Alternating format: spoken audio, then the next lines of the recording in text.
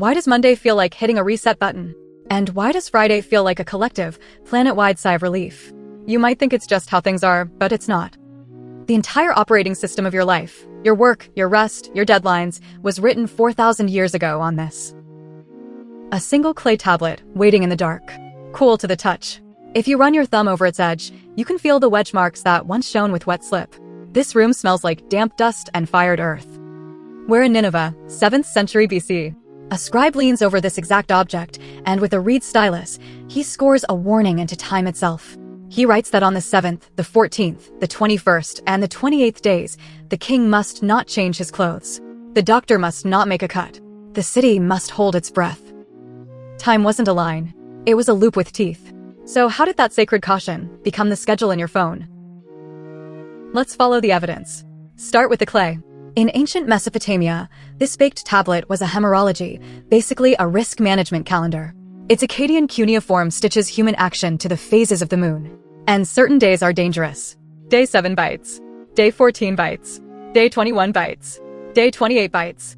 On these days, the king is vulnerable. The doctor stays his blade. The city must be careful. And this wasn't just superstition. Think of it like the world's first shared spreadsheet, a piece of administrative magic, carved in clay, that synchronized the king and the priest, the palace and the temple. They were all reading from the same cosmic risk report. But then, a revolution. The week cuts its ties to the moon. In the crucible of exile and return, Second Temple Judaism forges a new kind of time. The 7-day cycle is no longer an occasional lunar hazard, it's a covenant. A sacred contract. The Sabbath isn't a suggestion from the sky, it's a command from God to stop. Now, identity itself is braided into a rhythm that doesn't need the moon's permission. Every 7th day, a drumbeat of rest and worship, binding a people together. But wait, that just explains the Sabbath. So, where did the names come from? Why is it Saturday? For that, we turn to the stargazers. Hellenistic astrologers looked at the 7 celestial bodies they could see: Saturn, Jupiter, Mars, the Sun, Venus, Mercury, and the Moon, and they gave them an order. A ranking. They believed each hour of the day was ruled by one of them. Do the math, let the planets hand off power to each other at every dawn, and a pattern emerges.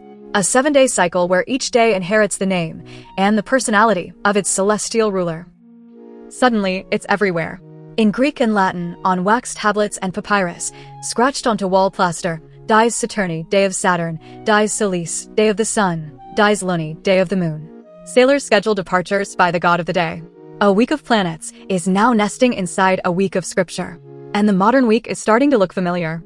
But how did it become law? Fast forward to 321 C. The Roman Emperor Constantine joins the chorus. He declares the venerable day of the sun, Sunday, a mandatory day of rest for courts and commerce. Farmers get a pass, but for everyone else?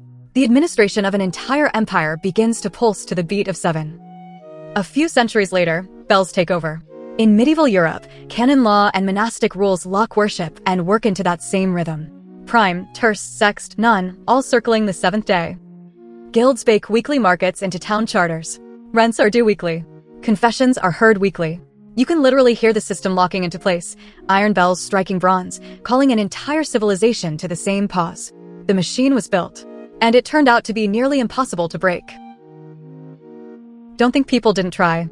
Revolutionary France decided the week was an ancient superstition, so they invented the calendrier républicain, stretching the week to a 10-day decade. It was a disaster. Factory ledgers became a nightmare, people's bodies and habits just couldn't sync up, and secret Sunday masses popped up in back alleys. Napoleon had to kill the experiment. A century later, the USSR tried it again. First a 5-day week, then 6. Rest was staggered. Your day off was marked by a color. But your kid's blue day wasn't your green day. Kitchen tables sat empty. Machines idled on mismatched schedules. In 1940, they gave up. 7 always comes back. But why? The final piece of the puzzle fell into place during the Industrial Age. Henry Ford's factories, unions fighting for rights, they codified the modern deal, the 5-day, 40-hour workweek, creating the weekend as we know it. Then, in 1988, an international standard, ISO 8601, officially declared Monday as day 1. Your software, your phone, your entire digital life inherited thousands of years of theology and astrology without you even knowing it. The pattern comes into focus. 7 didn't win because of magic numbers. It won because it perfectly braided together three unstoppable forces. First, a cosmic story, gods, planets, a creation narrative that gives time meaning. Second, administrative convenience. It's the perfect, simple, repeating unit for ledgers and law codes. And third, and most important, social empathy. A guaranteed shared rest day so that families, friends, and entire communities can stay in sync. Run that loop a few dozen times, and it rewrites your brain. Monday dread. Friday release. That first coffee that means start. That last email that means end. It's a Pavlovian response built from millennia of bells and payrolls.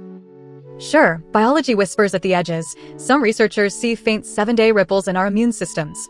But it's society that turned that murmur into a metronome. Our bodies have learned to dance to the beat we all practice together. Look around you right now. Your phone's calendar is enforcing a regional religion. In one country, the week starts on Sunday. In another, Monday. It's not an accident. Global markets crash and soar on a weekday schedule. Hospitals brace for the weekend effect. Tech companies avoid Friday deployments so they don't get blamed on Monday. Every part of our world bends to this 7-beat rhythm. Even our modern revolutions, like the 4-day workweek, don't break the spell. They just rearrange the bars inside the same 7-day cage. Here's the diagnosis. We are a civilization that compressed the cosmos into a repeatable promise. 6 on, 1 off. It is the smallest possible unit of time in which total strangers can coordinate morality, money, and a meal. So let's go back to the tablet. That wedge mark for 7th catches the light like a flare.